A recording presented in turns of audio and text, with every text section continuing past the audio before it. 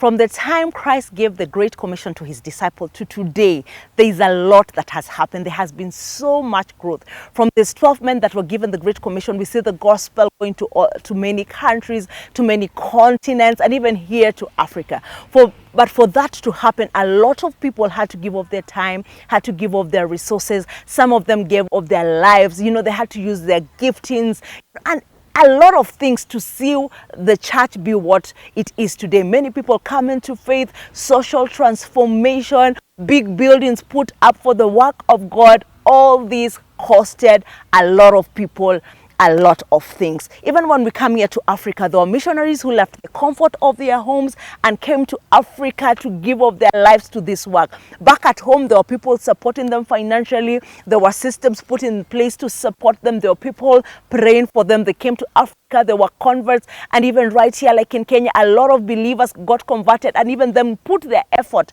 to make the church of God get to where it is, of course, with the help of God. So when you walk into your church, like today, you know, on a Sunday morning, and you get into church and you see the beautiful building, you see seats there, you see a choir singing so well, a preacher preaching, it is also an evidence that people are still putting effort in the work of God. But the challenge to us today is, the challenge to you today is, are you putting effort? 1 Corinthians 3:10, Paul speaks about, by the grace of God, he's been able to lay the foundation. And he actually says, like an expert builder, you know, and he says others have built upon it. And then he finishes by saying, be careful how you build upon that foundation. You know, we'll be answerable to the next generation where we leave the church. Our efforts, the minimum we can put, or are we like expert builders building this church of God? So how are you using of your time, of your resources, of your expertise, of your spiritual gifts in building the work of God? Remember, where the work of God will be tomorrow